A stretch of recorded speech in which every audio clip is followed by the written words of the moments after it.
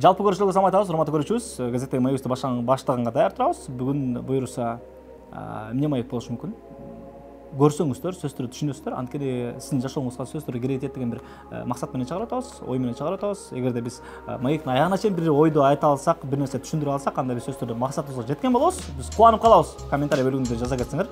Бүгүн коногубуз менен сиздер менен чогуу таанышып, сиздер менен чогуу кызыктуу болгон суроолордун баардыгын алып бергенге, жообун алып бергенге даярбыз. Баштадык.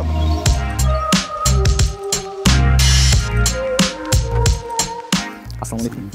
Тынччылык жакшы. Аман эсен. Аман эсен өзүңүз. Орозай кут болсун. Рахмат берген. Жеңил эле атабы. Жеңил эле. Жакшы эле. Таанышы. Көрүүчүлөрүбүздө сөз түрдө баягы арсар ой жаралбаш керек да. Бул ким? Деп таанышпай туруп мисалы сөз баштаба деген сөз бар го. Анысыңарында таанышуу иретинде өзүңөрдү тааныштырууга. Хорошо. Атым Нурик Миньон, 24 жаштамын. Таластын кулдун олум. Кара ой деген жер, жер үй деген азыркы учурда Кумтөргө окшогон жер бар. Жер бар. Алтын чыккан жер. Ошол жактан болом. Ошол жакта өскөмүн кичинекей кезимде. Анан бул жакка келип, бул жактан окууну аяктап, школду. Ар кандай кесиптерге кирип көрүп, аягында продюсер болуп чыктым. Азыркы учурда Нурик ким? Азыркы учурда продюсер, маркетолог. Кадр сыртында буга чейин маектешкенде, сүйлөшкөндө айтканыңар жаккан. Бир канча кесиптин ээсисиңер? Эмне кесип, канча кесип? Мен санап көргөндө 27 чыккан болчу. 27 дегенде ал баягы 7-чи класстан баштап иштеп баштаган. Негизи Ош базардан баштагам, лүпөшкө сатып. Школага чейин лүпөшкө сатып элем. Ошол жактан баштап кийин гриль, вата деген сыяктуу нерселер менен чогулуп, азыркы жашыма чейин келгенде 24 сферада ушул бир жумушта иштеп көрүпмүн да. 24 же 27? 27-те. 27. 24 жашыма. Буга чейин тамашалап аткам. 24-кө чыгып 27 сферада иштеп турсуңар. Силер бир жашыңардан баштап иштеп баштасаңар деле 24-кө чыгып атпайсыңар депчи. Демек, ар бир жерге урулуп көргөнсүңөр. Ар бир жерге өзүңөрдү сынап көргөнсүңөр. Ооба. Канчалык пайдасы бар экен? Ошонун пайдасы чоң экен. Мисалы, официант болуп иштегенде, ал жакта мен психологияны үйрөндүм. Баягы официанттар көрсө билет болуш керек да. Мен болгом. Сиз болгонсуз. Хорошо.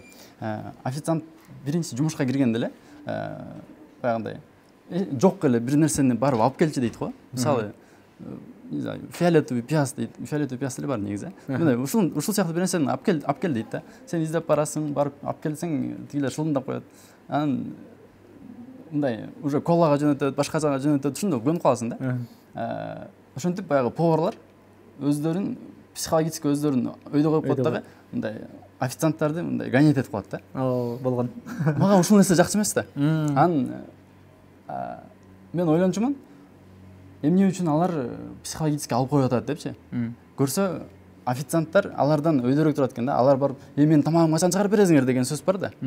Алар ошол нерсени мен төөгө чыгып кеткенге чейин кармап коеюн дейт экен да. Башымда алып коет экен да. Ошол себептен алар менен достошкон, үйрөндүм, касташып көрдүм, болбой калды, анан достошуп алдым. То есть ушул сыяктуу мындай психологический моменттерди үйрөнөт экенсиң. Базар эмнеге кызыгат экен? Базар уялбаганга. Мисалы, ошол эле учурда мен негизи үй бүлөм бар.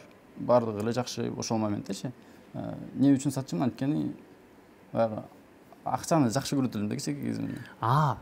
Демек бул нерсе баягы үйдөгүлөрдү багыш үчүн эмес, үйдөгүлөрдү үй бүлөнү багыш үчүн. Бирок башка жумуш менен деле кылсам болмок. Ал жактан көбүрөөк тапчумун да. То есть биринчи мен өзүм сатчумун коляскада. Экинчиден эжелерге ташычумун эртең менен. Анан таң атпай эмелерди тизчимин. Ошол тандырдан чыккан нандарды. Үй бүлөнү багуу максатында 7-чи класс. 7-чи класс болуш керек ооба. Ошол учурда канча тапчырдыңар нандан? Нандан бир күндө 300 сомдой го дейм примерно. Бирок ал кезде жакшы эле акча болчу. Продюсер, маркетолог деп айттыңар, канчалык актуалдуу кесип? Продюсер аябай эле актуалдуу. Мисалы, азыркы учурда продюсермин деген адамдар көп болуп жатпайбы? SMM же болбосо маркетолог болушу мүмкүн, жаңы бүткөн болушу мүмкүн, бирок продюсер деген атты алып атат да. Ушул эле нерсе айтып турат, продюсерлер канчалык азыркы учурда мындай биздин аудитория муктаж экенин биринчиден, экинчиден канчалык актуалдуу экенин. Бул сөздө биз мектепте окуп жүргөн кезибизде мен өзүм мына чыгармачылыкка жакын болчумун да. Анан кесим боюнча актёрмун да. Анан менин бир продюсерим болсо, мен ырчы болом деп өзүм ойлошум да. Менин бир продюсерим болсо, мен ырдап туруп элге чыгып кетсем деген ушундай бир аруу тилек бар болчу да кичинекейимде. Бирок барып анан актёрлукка тапшыргам, аяктуу бүткөм, анан менде ырчылыкка болгон кызыгуу таптакыр жоголгон да. Бирок ошол кезде продюсер деген кишиге кол жетүү ушунчалык кыйын болчу. Продюсер таапты десе, вау деген нерсе бар болчу. Азырчы, мисалы ошондой барбы? Менин продюсерим бар дегенде элдин реакциясы ушундай болобу? Азыркы учурда продюсерим бар деп эч ким мактанбайт. Ошол. Продюсердин заслугасын өзүнө алат да.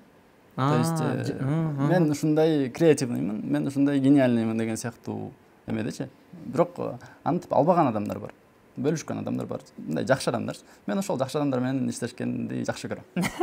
Жакшы адам менен иштешип атабы анан? Ооба. Алардын айтканы боюнча ооба. Анан билбейм. Көбүнчө мен ишкерлер менен иштешем да. Ишкерлер жана компаниялар менен иштешем. Именно товарды сатуу жагында. То есть ал уже маркетингке кетет. Маркетолог боюнча айтып бергилечи. Маркетолог дегенде, маркетолог бул ким? Бул рынокты карап, божомолдоп, өзүнүн баягындай гипотезаларын текшерип көргөн адам. Иштеген менен иштеген текшерип көрөт, алат дагы ошол менен иштейт да. Кыскача айтканда, бул мисалы ар бир ишкер, ар бир компания азыркы учурда бир охватка, көптөгөн просмотрларга эмес, көптөгөн кардарларга муктаж эмеспи? Ошол кардарларды алып келип бере ала турган тарамак. Мен максатым эме болчу, өзүмө окшогон адамдарды чогултуп алып, анан чогуу иштешейин деген максат бар болчу да. Бирок иштешип көрдүм, негедир жакпады. Ошол себептен мен бешөөнүн алдындагы, бешөөнү үйрөтүп, азыркы учурда менин командам болуп иштеп жүрүшөт. Бардыгы сан.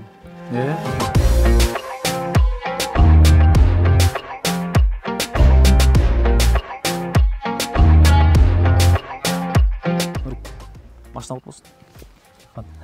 Көрүндүгү анан дегенде жаңы келиптир. Ооба, жаңы келди. Эмнеге мыстың? Негедир кыялданган, кичинекей кезимде кыялданган машина ушул экен да. Баягы менин оюмча бул баягы маркетингке алданып калганбыз го дейм кичинекей кезибизде. Голливудтан көрүп, баягындай закатты карай, мыстанып го. Мисалы сени сүйгөн адам менен көл жака дегендейчи. Форсажды көп көргөнсүңөр го. Өзүм машинага деле кызыкпайм. Бул деле биринчи машинам. Көрөйүн деп атам просто. Канча баасы? Баасы Келген баасы 26 болду. $26,000. Бул азыркы силердин кылып аткан жумушуңарды жеңилдетеби? Жумушка барып келген жагынан болсо, ооба. Ооба, жеңилдетет. Ушунчалык кымбат машинага дегеним го. Бул болгону мындай кичинекей кездеги кыялды жабып коюу үчүн эле болду ошо. Анан муну алмаштырып башка машинага, мисалы семейный машина ала алсам деле болот да. Ошол себептен башында биринчи муну айдап, баягы гештальтты жабып, кийинкиге секирейин деп атам. Бирок көп кишинин ошол кыялы жабылбай калат го. Көп кишиникичи. Канткенде жакшы жашайм, канткенде финансылык эркиндигине чыгам, мисалы канткенде өзүнөн өзү акча келип, канткенде мындай туруктуу жашоо болот деген сыяктуу суроолор толтурасында бар болуш керек да. Мисалы жеке өзүмдө деле азыркы учурда бар, муктаждыктарымды толтурам. Силердин муктаждыгыңар эмне азыркы учурда? Менин муктаждыгым менин оюмча проблемасы жок жашоо го дейм. Проблема барбы азыр? Көйгөй барбы азыркы учурда? Көйгөй дегенде акча жагынан. Мисалы кызым төрөлгөндөн бери бир башкача чувстволор пайда болду. Сизде уже болгон болуш керек, балаңыз бар, балдарыңыз бар дегендей. Алар эмне болот, алар чоңойгондо мисалы баланыкы го, мисалы бир аз кыйналып чоңое турган болсо, ал наоборот күчтүү инсан болуп чыгат да. Кыздыкы кандай болот деген нерсе болот да. Мисалы менин оюм боюнча кыздыкына именно кызыма бир золотая карточка болгон жакшы да.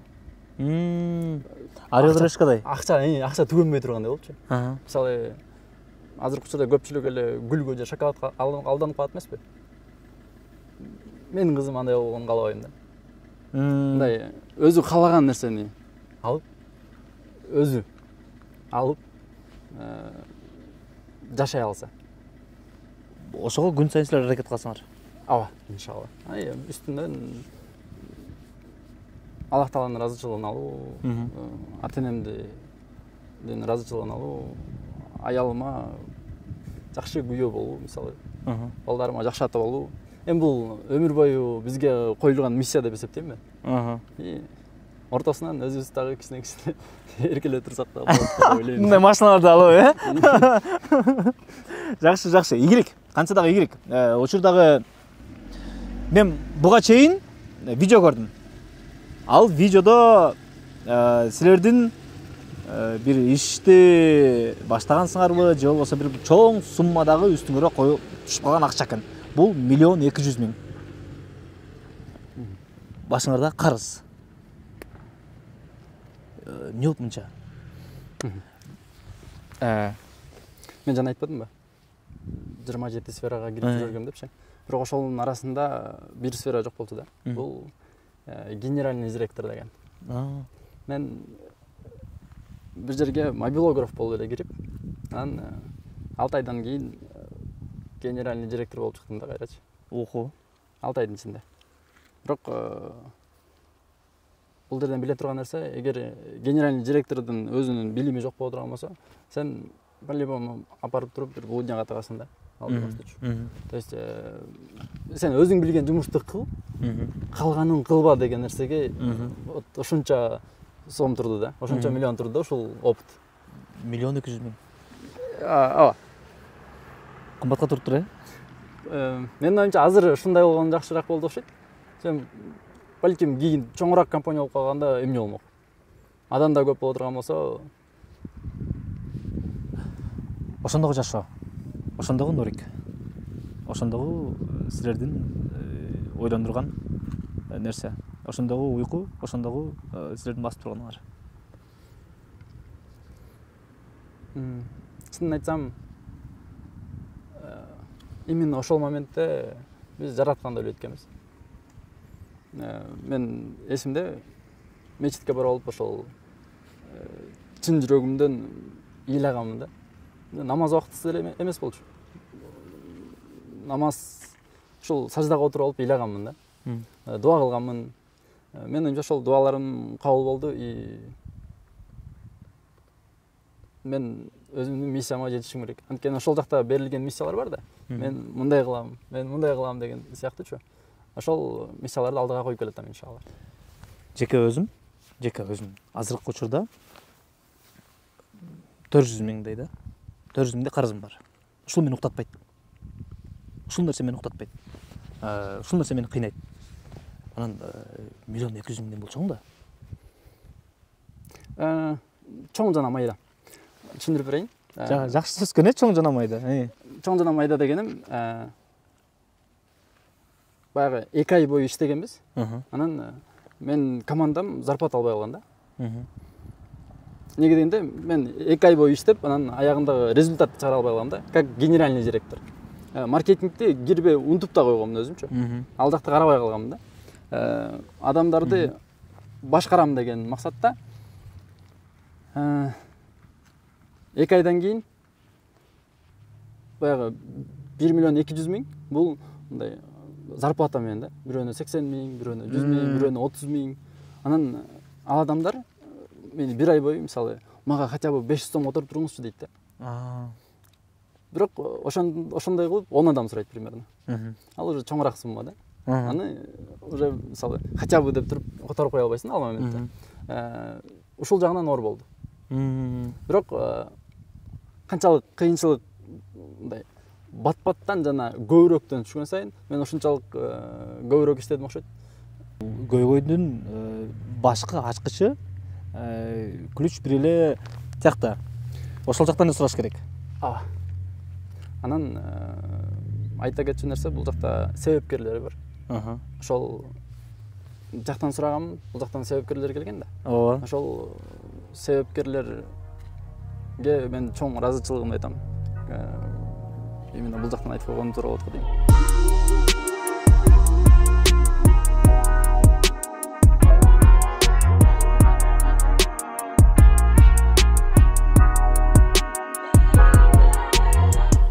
Маркетинг боюнча сүйлөшүп атасыз да. ЖК бренд боюнча сүйлөшүп атасыз. Каяктан алган билим өзүңөрдүкү?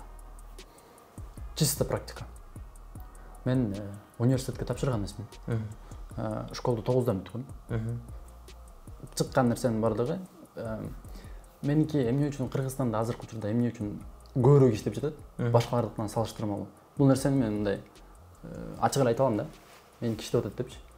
Неге анткени иштеп атат? Эмне үчүн? Анткени маркетинг дегенде аябай китептер жазылган турабы? Толтура китептер жазылган. Ал китептерди ким жазат? Америкада, бир штаттарда 70-80, 90 жылдары бир адам маркетинг ушул деп жазган да. Ошол китептер бизге келип атат азыр. Эми келип атат. 2020-да жазылган китеп болсун мейли. Бирок кыргыздар окуп атат да. Алар ушул нерсени колдонуп көрүп атат. Бирок ал иштебейт. Даже биздики түшүнбөйт аны. Эмне үчүн? Анткени ал жактагы адамдар, ал мамлекет өзү башка. Рынок башка. Мендеги азыркы мындай активно турган нерсе, мен ушул рынокто чоңойгом. Бардык ичиндеги медианын ичиндеги бардык профессияларды иштеп көргөм. Бардык бизнеске башым тыгып, өзүм ишкер катары банкрот болуп көргөм, көтөрүлүп көргөм, акча таап көргөм. Ошол себептен баягы билим эмес, түшүнүк калыптанган да бул жака. Ошол түшүнүктү эле колдоном. Атайын диплом жок. Мисалы, атайын диплом жок. Курстарга окуган учур болду беле? Курстарга эмес, Александр Крофт деген орус байкеден. Ошодон анын эмесин көргөм, вебинарын көрүп 600 миңге баягы курсын алам деп анан албай калганмын да. 600 миң? Ооба. Алардыкы миллиондон ашат даже. Чоң эле сумма го? Чоң эле сумма. Биздики менен алганда 714 миң сом чыккан да. Рубль алмаштыргандачы. Алам деп аябай аракет кылгам, бирок алган эмесмин. Неге дегенде салыштырып көрсөм биздикиндей эле экен да. Биздикиндей эле дегенде мен жана менин командамдыкындай эле экен. Могул нерсе да бар экен анда демек, атайын тренингтерге барышат, мисалы. Ошол Европага барышат, көрүшөт, ал жактын рыногун көрүшөт, көрүп келип туруп анан сону турбайбы, тигинде турбайбы деп туруп, ошол алган практикасы менен көргөнү менен келип туруп бул жактан жасайын десе, жок, иштебейт. Ооба. Маргулана тааныйсыз да? Ооба. Мен эффект Маргулана деп атап коем ушул нерсени. Ар бир ишкер байыгандан кийин, чөнтөгүнө 50 миң доллар батпай калган момент болот го. Ошол учурда Маргуланын окуусуна барат. Окуусуна барат дагы, анан чыккандан кийин айтат да. Биз деле угабыз, бардыгынан эле угуп көргөн эле сөз. Маргуланга мага эрте экен. Деп ушул эле сөздү айтат да. Мындай ишкерлерден байкасаңыздар, окуп чыккан эгер адамдар барып отурган болсо, алар ушул эле сөздү айтат да. Маргуланга мага эрте экен депчи. И бардыгы барат, алып көрөт, анан айтат да. Маргуланга эрте экен. Мисалы азыр толтура окутам дегендер чыгып кетти го. Мындай көрбөйүн эле дейсиң, кызыкпайын эле дейсиң, бирок Instagram болбой эле көрсөтүп коюп атат. Мен сени окутам, мен сени тигиндей кылам, мен сени монча киргизем дегендер баягы жарнамалык негизде чыгып атат го. Анчалык ал нерсе бул коомчулукка канчалык мисалы терс таасирин тийгизиши мүмкүн? Же анын баардыгы чын эле мындай чыныгы маркетингтерби, маркетологдорбу, маркетингди аябай жакшы түшүнгөндөрбү? Азыр адамдар сатылып жаткан нерсени сатпай калышкан. Курска келебизби, товарга келебизби? Мисалы, курс сатылып жатса, ал курста мейли SMM деп коелу. SMM-ди үйрөтүү эмес, SMM аркылуу мынча акча табасың, анан кийин сен мындай болуп кетесиң деп баягы ичиндеги нерсени козгоп, ошол жагына басым жасайт да. Алар келген адам, мисалы, SMM-шик болоюн деген неме максатта келбейт да алар. Алар мен болуп кетейин деген максатта келет да. Мынча акча. Ооба. Алар биринчи айда мен болуп кетем деген нерсе менен келет да. Анткени ошолорду чакырып атат да. Мен ар бир адам өзүнүн муктаждыгына жараша ойлонот да. Мисалы, бир Кытайдын курсага ача турган болсо, ал эмне жегиси келет? ал суши жегиси келиши мүмкүн, же болбосо рис. Кыргыздын курсагы ача турган болсо 5 бармак турат. Биз рис менен курсагыбыз өтөбүйт да. Ар бирибиздин муктаждыгыбыз ар кандай да. Мисалы, менин муктаждыгым азыркы учурда бир кооз машина болсо, башка бирөөнүн муктаждыгы портер болушу мүмкүн да. Анткени ал баягы акча табуу воронкаларын ошол жака байлап жатат. Мен кооз машина деп, мен жөн эле воронкаларым башка жакта, акча тапкан жактарым башка жакта. Бул мен баягы кичекей кезинде кыялды эле орундатуу үчүн да. То есть муктаждык жок анын ичиндечи. Мен баягы ушул машинаны айдап ушундай болоюн деген нерсе жок. Просто кыялымды орундатуу. Муктаждык каякта бар? Муктаждык жанагы айтылып жаткан сөздө бар да. Адамдар СММ болбосу келгени үчүн ал жакка барып СММди окуп жаткан жок. Алар бир айдын ичинде 100 000 сом табып, болуп кеткиси келип атат да. Бирок болуп кетперине өздөрү деле ишенет да. Эмне көрөт анда?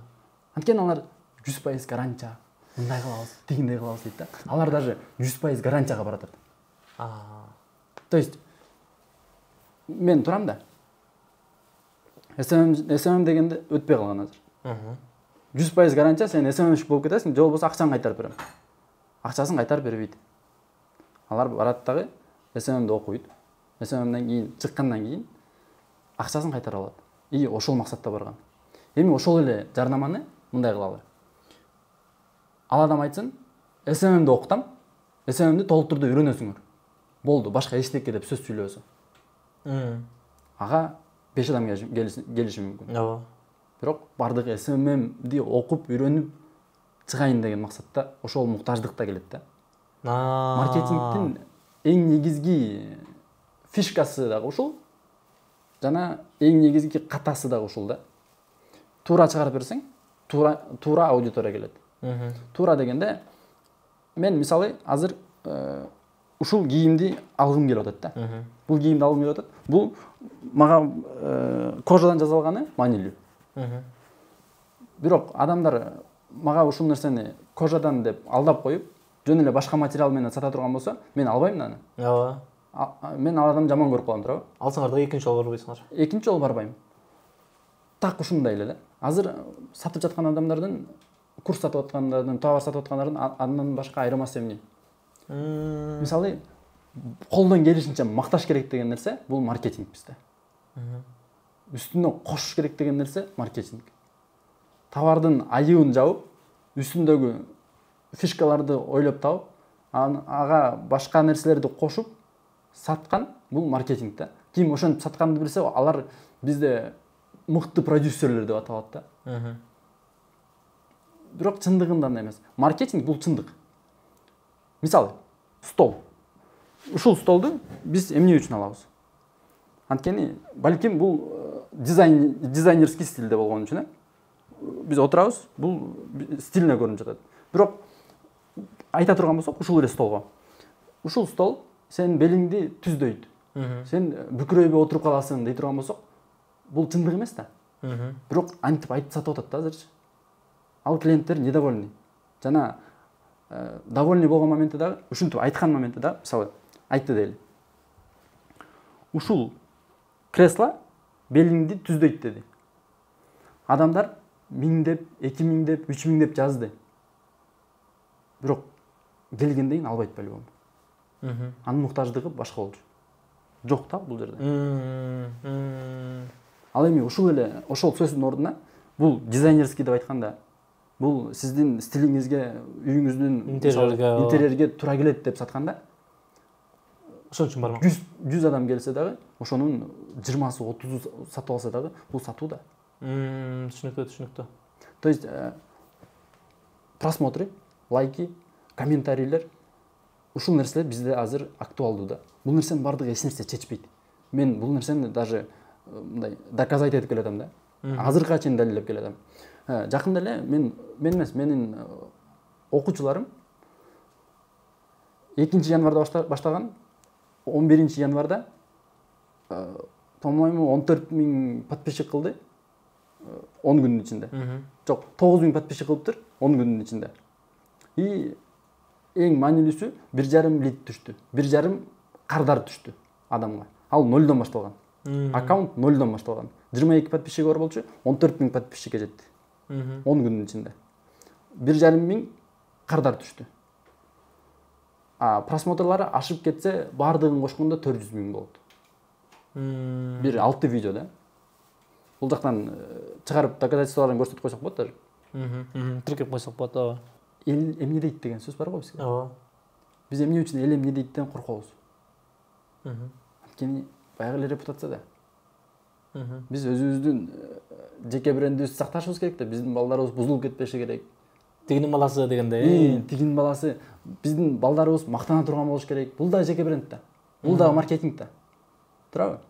Бирок адам өзүнүн маркетингин карабай турган болсо, өзүнүн жеке брендин карабай турган болсо, башка маркетинг бар.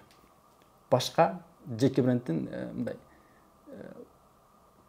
наоборот жагы бар да. Бул ушак. Мисалы мен өзүмө жеке брендимди иштебей турган болсом, мен үчүн башкалар иштей берет. Жаман айтат, жаман туура эмес түшүнгөндүктөн. Мен туура түшүндүргөн эмесмин анткени. Туура түшүндүрбөй калгандан алар туура эмес түшүнгөн дагы башкаларды угуп алган. Ал дагы маркетинг да. Мени көргөндө, бул адам дейт да. Туурабы? Демек, бизде башынан эле бар да. Бул нерседен Нурик, мисалы, мебель саткан бир цех дейли да. Чалды. Нурик, биз сенин жардамыңа муктажбыз. Кел, иштешели. Силер текшердиңер, карадыңар. Анан силерге да туура келди. Эмне кепилдик бересиңер? Канча убакытка чейин бересиңер? Канча күн иштейсиңер? Канча киши иштейт мисалы? Эгер мебелин цехтин ичиндеги мебелин чыгарып жаткан адамдар ичпесе, убактысын баягы жумушун толук аткарып, мен каалаган дивандарды, мебелди чыгарып бере ала турган болсо, мен алар менен иштешем. Жана алардын буга чейинки өзүнүн жыйынтыктары, баягы буга чейин айтпадымбы? 3 миллион, 4 миллион боло турган болсо, булар иштегенди билет. Булар чын эле эртең менен туруп, кечке чейин иштейт деген нерсени далилдеп жатпайбы? Мен ошол себептен аларды алам. 45 күндүн ичинде мен жана айтып кеттим го. Эмне үчүн меники миллион депчи? Мен 45 күнгө миллион алам да. Эмне үчүн? Маркетингти берип жаткан үчүнбү? Жок, маркетингде анчалык нерсе мындай бааласа болот, конечно. Мындай баалап кое берсе болот да. Бирок реальность калып келгенде анчалык эмес да. Бул жерден жакшы жагы, жаман жагы бар. Мен до конца кирип кетем да. Жанагы минуска кирип кеткендей эле. Мен мисалы бир компанияга кире турган болсом, кирем, ичине бардык жагын аралашып, полностью күн-түн уктабай, баягы аялым тарынат, үйдөлөр тарынат, досторум тарынат. Эмне үчүн? Анткени мен бардык нерсени унутуп коем. Ошол жакка кирип кетем. Анан эң кызыгы ошол нерсе мага жагат да. Баягы уже чыгып кеткен компанияны эмес, чыга албай жаткан компанияны чыгарып туруп, анан кийин кечинде келип жана жатасың го. Мындай чарчап келип туруп жаткан момент бар го. Блин, мен жагымды чарчоо. Новый нерсени кылдым депчи. Ошол нерсе жагат да. Күнүнө ошол нерсени алуу үчүн мындай өзүмө игра коюп алгам да. Анан эмне болуп атканын түшүнбөй калам. До конца кирип кеткендиктен миллион коюп алгам да. Зато бир компанияда 45 күндүн и до конца. Точка Б-га жеткенге чейин, мисалы, бирөө болбой калса, болбойт экен деген нерсе жок да менде. Болгонго чейин ура бермей да. Болтуруш керек. Ооба. И алхамдулилла болтуртуп эле келатам. Аябай таланттуу адамдарды тааныйм. Таланты аябай чоң да. Тажрыйбасы да аябай чоң. 10 жылдап, 20 жылдап бир жумушту кылып, кайталап аны мастерлери да. Бирок жеке брендке иштебейт. Жооп бир эле. Мен андай адам эмесмин дейт да. Эмнеден башталганын мен изилдеп көргөм. Так. Асан дейли. Бир Асан төрөлдү. Ал жарык дүйнөгө келип, ата энеси багып, чоңойтtu, садикке барды. Биринчи жолу. Садикке барып, садикте отурат. Анан эркелеп көнүп калганда, чакараак база койду дагы бир аз тентегирээк кыла койсо, жактан айтты. эмесечи жанагы садикте караган эжеке. Ай Асан, андай кылба. Үсөндү көрдүңбү? Тып-тынч отурат. Молодец экен. Сен да ошондой ордуңа отур, бар. Ал баягы биз мактоону жакшы көрөбүз да. Кичинекей кезибизден эле мактоону жакшы көрөбүз да. Мен үсөндөй болушум керек экен. Мен жакшы адам болом. Мен мактоого татыктуу болом качан? Мен ордунда отуруп адамдарды укканда. Дейт. Ал дальше школага барат. Мектепке барып, мектепке кирген моменттен баштап мугалимдер не кылат? Ногул Асан молодец. Эч кандай эмес жок. Бул молодец.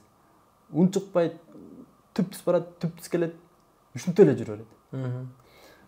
Анан байкаңызбы, мындай жашоодон жана мектептен лохторду, мектептеги биз лох деп атаган адамдар бар го. Ушул лохторду мугалимдер көбүрөөк мактайт да. Эмне үчүн? Анткени алар мугалимге эч кандай тоскоолдук алып келбейт. Көйгөй жаратпайт. Көйгөй жаратпайт да. Ал Асан башкаларга выгодный. Зыяны тийбесе, башка адамга мындай хотя бы зыяны тийбейт да. Барынан ошол бала университетке барат, ал жакта деле ошондой да. Ал жакта деле мактоого татыктуу болот, качан адамдарга пайдасы тийгенде да.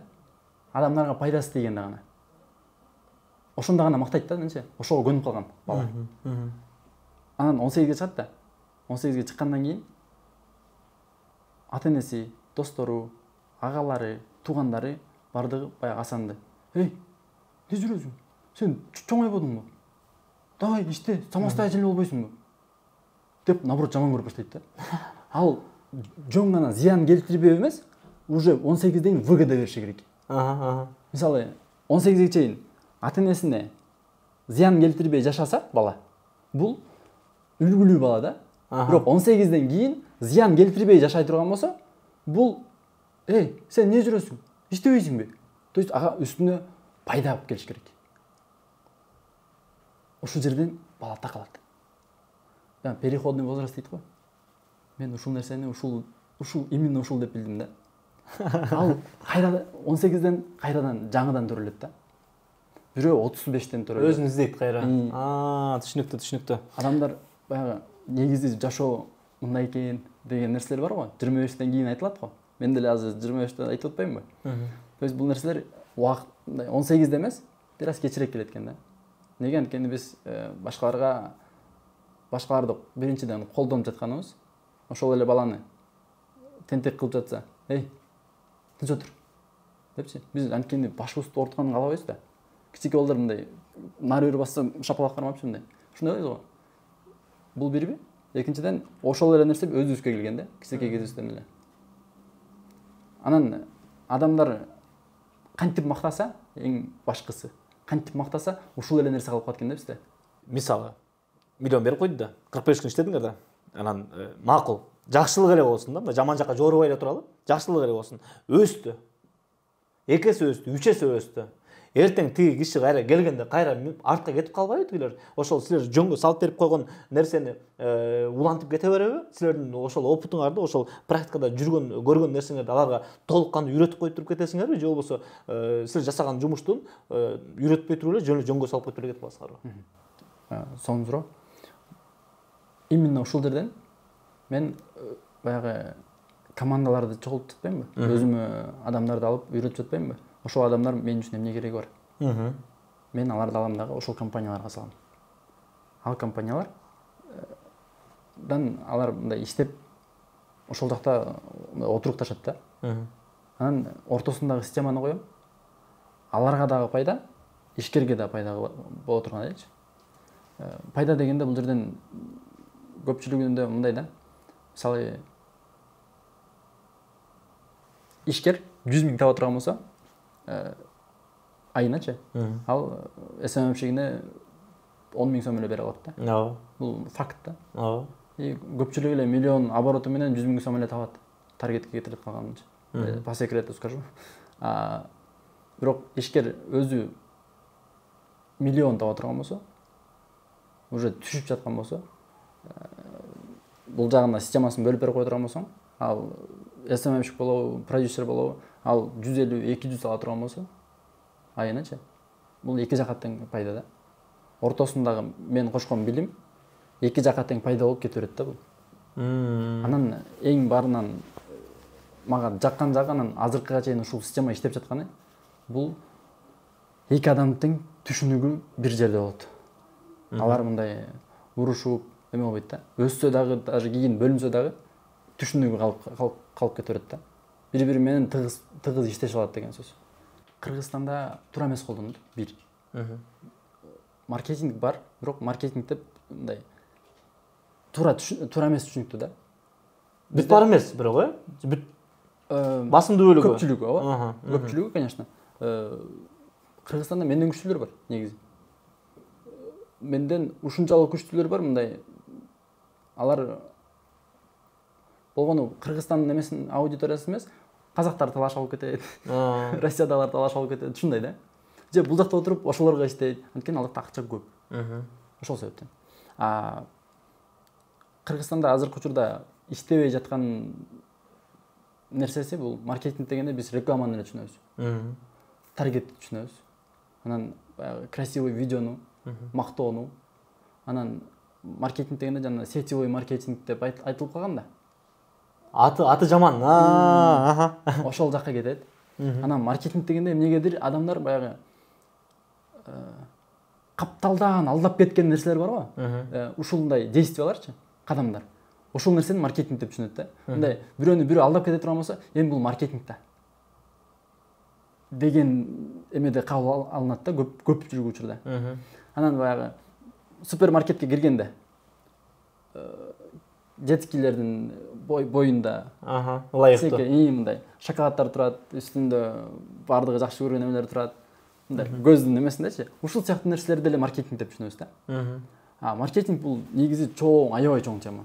Бул боюнча мындай мен ушул 1,5 ай бою сабак өткөндө мындай бир түшүнүк пайда болот да адамда. Мен самостоятельно маркетинг боюнча иштеп кете алам деген нерсе пайда болот да. Нурик мисалы деген сабак өтүп атпайбы? Сабак өткөнгө ар ким ар кандай деңгээлде келет да. Ар ким ар кандай уровеньде келет да. Бүт бардык келген кишинин баардыгын эле нөлдөн баштап эле үйрөтө бергендин кажети жок да. Ал деген мен окуйм деп барган киши нөлдөн баштасаңар ага кызыксыз эми. Ал билет аны. Аны практикада колдонуп жүрөт.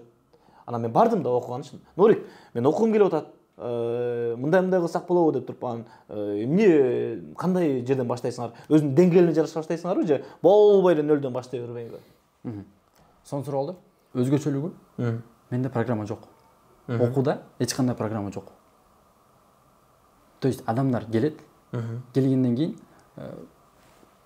программа сурайт го негизи. Сенде маркетинг боюнча эмнелер бар? Программасын айтсаң, анан кийин ошого жараша жазылам депчи. Мен ошолорго даже азыр жооп бере элемин да даже. Эмне үчүн? Анткени алар программаны билбейт. Мен ал нерсени айткан моментте деле алар реклама үчүн келатат. Адамдарды кантип просмотрду көбөйтүү үчүн келатат. Мындай максаттары, муктаждыгы башка да. Менде мындай адамдар келет, өздөрүнүн реальный бул жашоодо болуп жаткан муктаждыктарын чыгарат мага. Айтат баардыгы. Менде мындай болуп атат, менде мындай болуп атат, менде мындай болуп атат, менде мындай болуп атат. Ошол нерселердин баардыгына мен биринчи алардын түшүнүктөрүн жоюу максатында өздөрүнүн деңгээлине жараша жана муктаждыгына жараша түшүнүк, билим берем. Анан баардыгы бир уровеньге жеткенден кийин анан кийин баягындай инструменттерди негизги билимдер башталат да. Деңгээлин теңдеп алыш керек. Деңгээлин теңдеп алыш керек, ооба. Бул канча күндүккө созулат? Бул 1,5 ай. Бирок тандап алабыз. Эмнесине карап? Эмне критерий? Адамдар же SMMщик, мобилограф, сатуучу, жеке ишкер, маркетолог болуш керек. Буга чейин бул рынокто түшүнүгү бар, иштеп көргөн адам болуш керек. Ошол адамдарды гана кабыл алабыз да. Неге? Анткени деңгээл ар кандай болгондуктан, мисалы бирөө маркетингке вообще кызыкпайт да. Ал даже Инстаграмды колдонбойт да. Ал меникине келгенде эмне кылат? Инстаграмды колдонгонду билбесе, мен ага Инстаграмды кантип колдоныш керек экенин үйрөтө албайм да. Деңгээл башка. Мага уже кайсы бир деңгээлде бар, өзүнүн аракетинин салымын кошкон, чын эле каалап анан баштаган. Менин жардамымсыз. Нолдон өзү баштаган, өзүнүн күчү менен. Келип туруп бир чекитке туруп калгандан кийин анан түшүнүктүү. Мен сыйкырчы эмесмин да. Ал өзү баштап, кайсы бир деңгээлге жеткенден кийин анан баягы кыйынчылык пайда болот го. Ошондо билим жугумдуу болот да.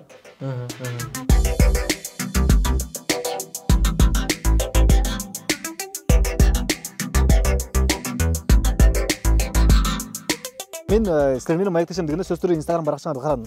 Караганда ал жакта публикация мен оюмча бир 6 же 8 ушунча эле публикация экен, аз эле экен. Кудай, эмнеге аз? Бул өзү ушул бренд жакта жүрсө, бул өзү ушундай маркетолог болуп жүрсө, эмнеге мындай нерсени өзү колдонбойт деген нерсе менде суроо болгон да. Анткени муктаждык жок. Ооба. Мисалы, мен сториске чыгара турган болсом, бир сторис менен 24 сааттан кийин жок болуп кете турган сторис менен мен өзүмдүн клиенттеримди чакырып алам да. Болду. Анткени неге? 8000 менде кандай десем, максаттуу аудиториям бар. 8000. 8000ди ногул жака жая турган болсок канча адам чыгат да, мисалы. 8000 менен биз мисалы 2010 бир жерде басып алганбыз туурабы? То есть көп нерсе кылса болот да 8000 менен. Мага миллиондор табыш үчүн 8000 эмес. Бир адам жетиштүү. Болгону туура колунан келген ишти чын эле муктаж болуп жаткан адамга берип коюу. Түшүндүм. Ушул нерселерди сүйлөшүп атабыз да, Нурик.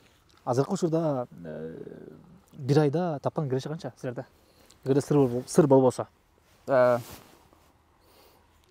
1,7, 2ге аракет кылып атабыз иншалла. Миллион? Нурик, азыр мондай нерсе болуп атат да. Биздин коомчулугубузда аябай актуалдуу сөз. Силердин Нурик миллион экенсиңер да силер. Азыр миллион деген сөз бош да азырчы. Нурик миллион болгонго бош турганда, миллионду өзгөрткүлө. Бир байкем бар, ушинтип айтат да. Айтты эле. Айтып калган.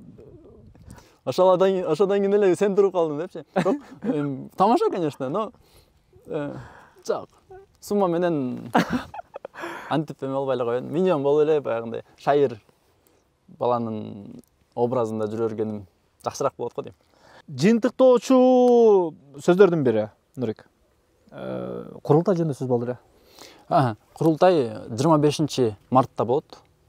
Беладжо банкет холлунда болот. 350 адамга пландап жатабыз. Мурдакысында кылганбыз, 350 адам толгондо полностью. Мунусунда дагы ошол, бирок ал жакка дагы отбор менен кетет. Келе турган болсо пайдалуу билим алат. Учурда канча киши чогулду? Биз ача элекпиз даже. Бирок мурдакысын 2 күндө жапканбыз. Жок, 3 күндө. 3 күндө ооба. Канча кишине? 350. 350. Бул нерсенин бардыгын кыздар кылат да. Командамчы. Чогулган адамдардын по-моему 150 болуш керек. Тиги жакка негизи 350 адам атат да. Бирок 150 стол бар болчу керек, по-моему. Жогоруда айткан аруу тилегиңер бар экен, аруу каалооңор бар экен. Бул өзүңөрдүн кызыңарга алтын карточка ачуу. Чексиз карточка. Максатыңарга жеткиле. Ар бирибиздин балага болгон мамиле ушундай болсо, буюрса жакшы жашоо болуш керек. Ийгилик каалайм. Жумушуңарга да ийгилик каалайм. Жыйынтыктооч сөз силерден. Маркетингке алданбаңыздар. То есть көпчүлүк учурда ушул нерсени адамдарга жеткиргим келет да. Көп адамдар азыркы учурда өзүнүн акчасын экономдоп жашайт да. То есть тигиден алып экономдоп, бул жактан алып экономдоп, тиги жактан алып экономдопчу. Мен ушул нерсени айтат элем, өзүңүздөргө салыңыздар акчаны. Өзүңүздөргө ала турган нерсени алыңыз, кийине турган нерсени кийиниңиз. Анткени бул дагы жеке бренд да. Сиз башкалар менен жолугуп жатканда баягы презентабельный көрүнө турган болсоңуз, билимиңизди баалай алат да адамдар. Азыркы учурда ким сүйлөп атат деген нерсе болуп калбады. Ошон үчүн инвестицияны өзүңүздөргө салыңыздар. Биринчи кезек. Ооба. Анан маркетингке алданбаңыздар деген сөзүм. экономдош керек, маркетинг алдап жатканда. Маркетинг бул негизи чындык деген нерсе да. Баягы товардын айыбын жауып саткан бул арам. Бул арам. Алдап саткан арам. Кыйнап саткан шек. Бул деле мындай адам алгысы келсе алат да. Бирок көпчүлүк учурда сен ногун ала турган болсоң, муну да аласың. Гарантия 100%. Бул тигил деп үстүнөн кошуп, аралаштырып маркетинг менен алдап коет да жөн элечи. Сен ушул нерсени ала турган болсоң, бактылуу болосуң деген сыяктуу ушу. Ошол нерселерге алданбай эле өзүңүздөргө сала бериңиздер. Калганын Аллах Таала өзү берет. Чоң рахмат. Маалымат үчүн чоң рахмат. Мүмкүн ушул нерсе мага керек болгон. Буйрук да ошон үчүн жолуктурду. Ошон үчүн ортобузда көпүрө кылып коомчулукка да чыгарып атабыз ушул нерсени. Мүмкүн ушул нерсе керек болгон. Эгерде керектүү болгон болсо да сөзсүз түрдө өзүңүздөргө бир аз жооп ала алган болсоңуздар, анда биз чындыгында башында айткандай кубанычтабыз. Жыйынтыктайбыз, ЖК брендти өстүрөлү. ЖК брендке чейинде өзүбүздү өстүрөлү, анан ЖК брендке маани беребиз. Өзгө коногум айткандай инвестиция кылалы. Буюрса өсөбүз, буюрса чоңоебуз, буюрса бүт баарына жетебиз. Кийинки күндөрдөн көрүшкөнчө аман эсен туруңуздар.